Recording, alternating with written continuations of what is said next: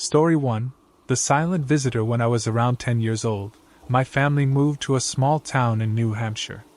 It wasn't anything fancy, just a quiet neighborhood with a good school district, and enough space for my parents to breathe easier about raising us.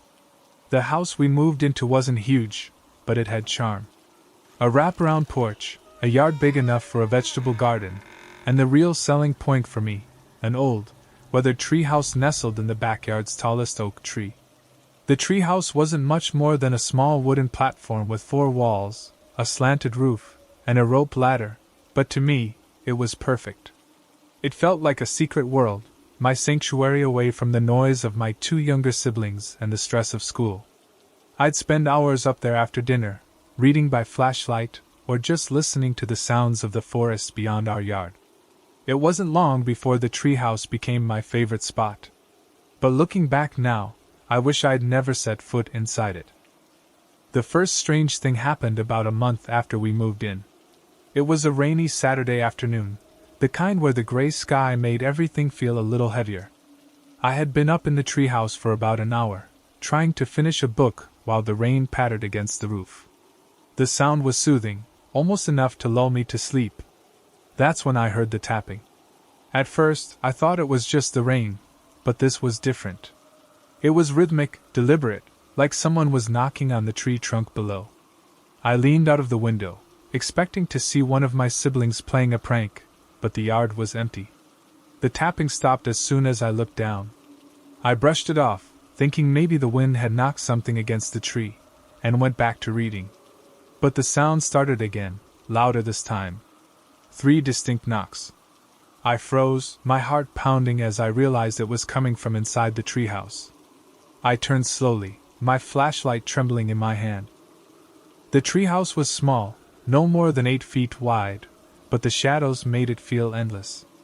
The corners were dark, almost pitch black, and I could barely make out the shapes of the shelves and the stack of old toys I'd brought up earlier. "Hello?" I whispered, my voice shaky. The silence was deafening. I was about to convince myself it was nothing when I saw it, a handprint on the wall, smudged and wet. My stomach dropped. I hadn't touched that part of the wall, and the print was too large to be mine.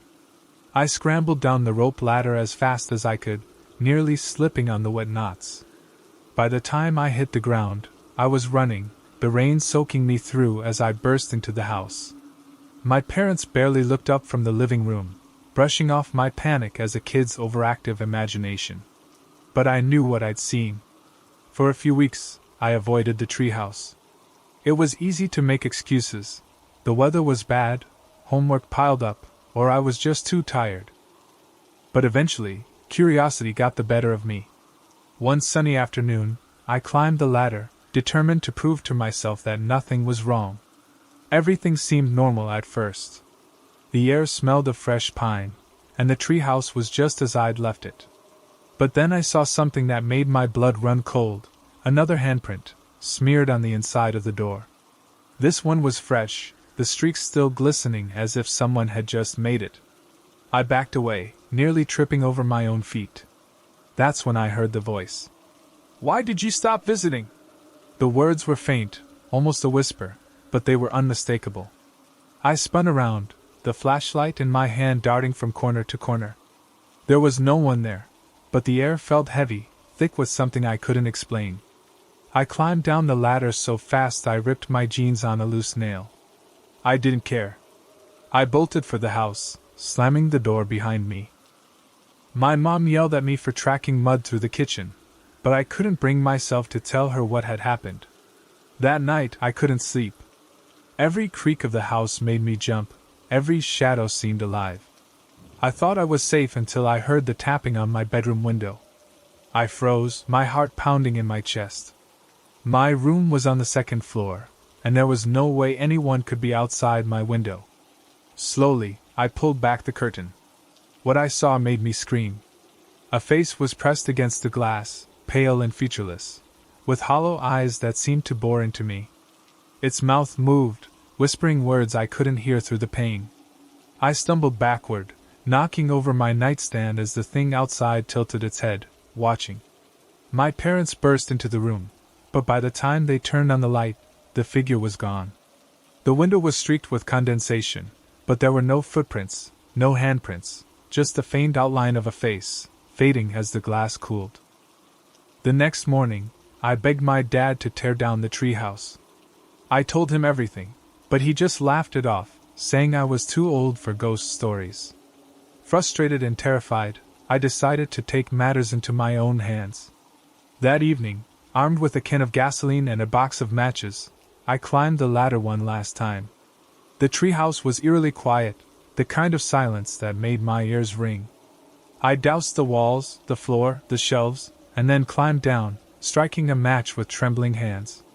The flame caught quickly, the dry wood igniting with a whoosh. I watched as the fire climbed the walls, consuming the treehouse in bright orange light. But as the flames reached their peak, I saw it again, the face, staring at me from one of the windows, its hollow eyes glowing in the firelight. It didn't scream.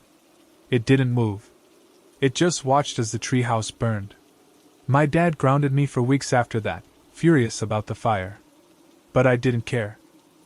The treehouse was gone, and with it, the thing that had haunted me. Or so I thought. Even now, years later, I still hear the tapping sometimes, faint and distant, like it's waiting for me to come back.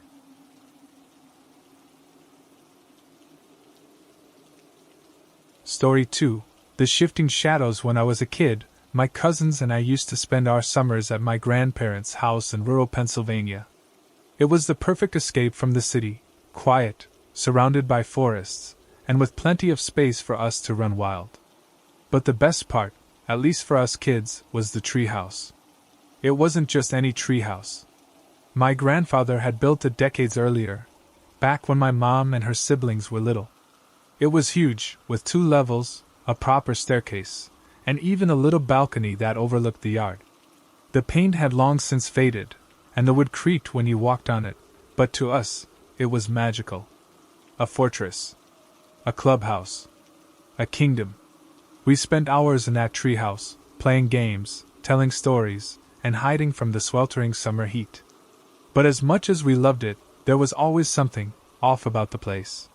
Something none of us could explain but all of us felt. The way it seemed darker inside, even during the day. The way the shadows moved when no one was there. And the way, late at night, you'd swear you heard footsteps creaking on the stairs. One summer, when I was about 12, my cousin Drew decided we should spend the night in the treehouse. It was a stupid idea, but he had a way of making even the dumbest things sound like adventures. The rest of us, his younger sister Emily, my brother Sam, and I, went along with it because, well, what else were we going to do? We gathered our sleeping bags, flashlights, and snacks, and by sunset, we were all huddled in the treehouse, laughing and telling ghost stories. Drew was the oldest and the most fearless, or so he claimed, so he took it upon himself to try and scare us.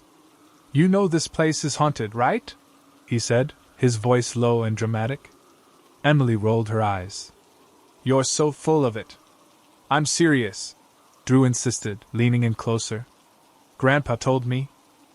He said a long time ago, before he built the treehouse, there was a man who lived in the woods behind the house. They called him the Shadow Man because no one ever saw his face, just his outline. He'd walk through the trees at night, watching people. "Shut up," Sam said, but he didn't sound as confident as he wanted to. Drew smirked. "They say he disappeared one night, but his shadow stayed behind. And now, it lives in the treehouse." The laughter stopped. For a moment, the only sound was the creaking of the wood as the wind swayed the tree. That night, after the others fell asleep, I lay awake, staring at the ceiling. Drew's story had been ridiculous, but something about it stuck with me. I couldn't shake the feeling that we weren't alone. Every creak of the wood, every rustle of leaves, made my skin crawl. At some point, I must have drifted off because the next thing I remember is waking up to the sound of footsteps. They were soft at first, just a faint creaking on the stairs, but they grew louder, heavier, like someone was climbing up. I sat up, my heart pounding, and grabbed my flashlight. The others were still asleep, their breathing slow and steady. I hesitated, straining to listen. The footsteps stopped just outside the treehouse door. I held my breath, waiting for the door to open. But it didn't. Instead, there was a soft tapping, rhythmic and deliberate, like someone was knocking. "Who's there?" I whispered, my voice trembling. No answer. Just the tapping. I woke Drew, shaking his shoulder until his eyes snapped open. "What?" he mumbled. "Someone's outside," I whispered. His eyes narrowed, and he sat up, grabbing his own flashlight. "Probably just a raccoon," he said, but his voice lacked conviction. We crept toward the door together, the floorboards creaking under our weight. Drew motioned for me to stay back as he opened the door, shining his flashlight into the darkness. There was nothing there. We spent the rest of the night huddled in the corner of the treehouse, too scared to sleep. By morning, the footsteps and tapping were almost easy to dismiss. Almost. Drew insisted it had been an animal, and the rest of us were happy to believe him. But I couldn't forget the way the footsteps had sounded, deliberate, human. Over the next few days, we tried to forget about it, but strange things kept happening. Sam swore he heard whispering when he was alone in the treehouse. Emily found deep scratches on one of the walls, scratches that hadn't been there before. And one afternoon, while we were playing cards, the balcony door slammed shut on its own, the latch twisting as if someone had locked it from the outside. Drew tried to keep up his brave facade, but even he started avoiding the treehouse. We spent more time in the yard, playing tag and catching fireflies, but no matter where we went, I couldn't shake the feeling that we were being watched. The worst night came about a week later. A thunderstorm rolled in around midnight, the rain pounding against the roof and the wind howling through the trees. I was lying in bed, listening to the storm, when I heard it again, the footsteps. They were louder this time, more frantic, like someone running up and down the stairs. I wanted to believe it was the wind, but deep down, I knew better. I grabbed my flashlight and crept to the window. The treehouse was barely visible through the rain, but I could make out a faint glow coming from inside. My stomach twisted. There was no electricity in the treehouse. There shouldn't have been any light. I ran to wake Drew and Sam, dragging them to the window. "Look," I whispered, pointing. The glow was gone. Drew grabbed his flashlight. "We're checking it out," he said. "What? No way," Emily protested. "Stay here," Drew said. "We'll be back." The three of us climbed the treehouse stairs, the storm making the woods slick and treacherous. The door was ajar, swinging gently in the wind. Inside, everything was as we'd left it, except for one thing. On the far wall, scratched deep into the wood, were the words, "You're not welcome." I stumbled back, my flashlight trembling. Drew ran his fingers over the scratches, his face pale. "No way," he muttered. "No way." The wind howled, slamming the door shut behind us. We all jumped, the sound echoing through the treehouse like a gunshot. And then we saw it. A shadow, darker than the rest, moved across the wall. It wasn't cast by us, and it didn't move like a normal shadow. It seemed alive, its edges rippling like smoke. It stopped in the corner, twisting into the shape of a man, and turned toward us. We bolted. I don't remember running back to the house. All I know is that we didn't stop until we were inside, the door locked behind us. My grandparents dismissed our story, saying it was just the storm playing tricks on us. But the treehouse stayed empty for the rest of the summer. Years later, my grandparents sold the house, and the new owners tore the treehouse down. But sometimes, when I think about that summer, I swear I can still hear the footsteps. And I wonder if the Shadow Man ever found a new home.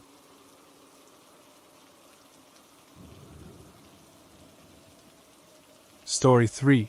The Hollow Laugh. When I was a kid, my family lived in a quiet little town in Oregon, the kind of place where everyone knew your name, and the most exciting thing to happen all year was the county fair. Behind our house was a stretch of woods that felt endless to me back then, a dense thicket of towering pines and tangled undergrowth. At the heart of those woods was a treehouse. The treehouse wasn't ours originally. It had been there for years, maybe decades, long before my parents bought the property. It sat high in an old oak tree, weathered and half hidden by the dense canopy. It was simple, just a single room with a slanted roof, accessed by a wooden ladder nailed to the trunk. My dad had patched it up when we first moved in, replacing some of the rotted planks and reinforcing the ladder. He said it would be my space, my little hideaway. At first, I loved it. I'd spend hours up there after school, reading comics or spying on the squirrels that darted through the branches. It felt like my own little world, separate from everything else. But over time, the treehouse started to feel different. Like it didn't belong to me, or anyone. It started small. I'd find things in the treehouse that I didn't remember leaving there. A rusted nail on the floor. A toy car that wasn't mine. Once, I found a crumpled Polaroid of two kids sitting on the treehouse floor. Their faces were blurry, too out of focus to make out, but something about the picture unsettled me. I showed it to my mom, but she just shrugged. Probably left behind by the last family, she said. No big deal. But it felt like a big deal. The treehouse was supposed to be my space. The idea that someone, or something, had been there before me made my skin crawl. The first real scare happened on a windy afternoon in late fall. I'd climbed up to the treehouse to read, as usual, but the moment I stepped inside I felt it. The air was heavier, colder than it should have been. The small windows rattled in their frames, even though the wind outside wasn't that strong. I tried to ignore it, settling into my usual corner with a flashlight and a dog-eared copy of Goosebumps. I'd only gotten a few pages in when I heard it, a soft, wheezing sound, like someone exhaling slowly. It was faint, almost drowned out by the wind, but it was there. "Hello?" I called, my voice trembling. The sound stopped. I stood, my flashlight scanning the small room. The shadows seemed deeper than usual, shifting slightly with the sway of the tree. My heart was pounding, but I told myself it was nothing. Just the wind, I thought. Just my imagination.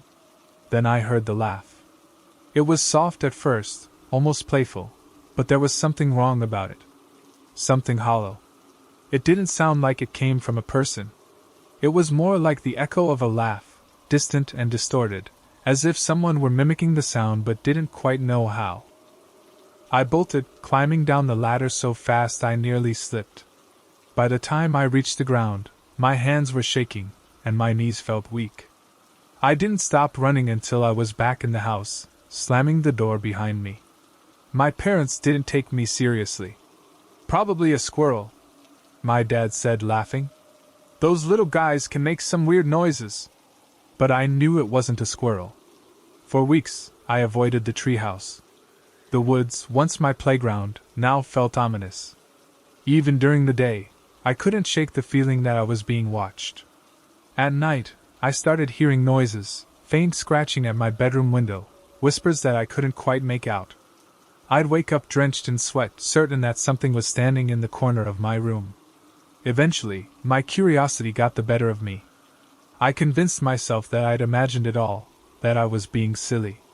One sunny afternoon, I decided to climb back up to the treehouse and face whatever lingering fear I had. The moment I stepped inside, I regretted it. The air was stale, heavy with the smell of mildew and something metallic. The Polaroid I'd found weeks earlier was lying on the floor, even though I'd thrown it away. This time, the faces of the kids were clearer, and I could see something standing behind them, a shadowy figure, barely visible, but unmistakable. I turned to leave, but the door slammed shut on its own. The sound was deafening in the small space, and the light streaming through the windows dimmed, as if the sun had suddenly disappeared. My breath came in short, shallow gasps as I grabbed the door handle and yanked it open. That's when I saw it. A figure was standing at the base of the tree, looking up at me. It wasn't human, or if it was, it had been twisted into something else. Its limbs were too long, its head tilted at an unnatural angle. And it was laughing. That same hollow, echoing laugh. I climbed down the ladder, my hands trembling so badly I nearly fell. By the time I reached the ground, the figure was gone. I ran back to the house, tears streaming down my face, and begged my dad to tear the treehouse down. He laughed it off, of course, but I wouldn't go near the treehouse again. Not even in daylight. That winter, the treehouse burned down. It happened in the middle of the night. I woke to the smell of smoke and the faint glow of fire through my bedroom window. My dad called the fire department, but by the time they arrived, the treehouse was nothing but a pile of charred wood and ash. The fire chief said it was probably a lightning strike. My parents seemed satisfied with that explanation, but I wasn't so sure. There hadn't been a storm that night. No rain. No lightning. For a while, I thought it was over. The treehouse was gone, and whatever was in it had burned with it. But the laughter didn't stop. Even now, years later, I still hear it sometimes. Late at night, when the wind is just right, it drifts through the air, soft, hollow, and unmistakable. And I know it's still watching,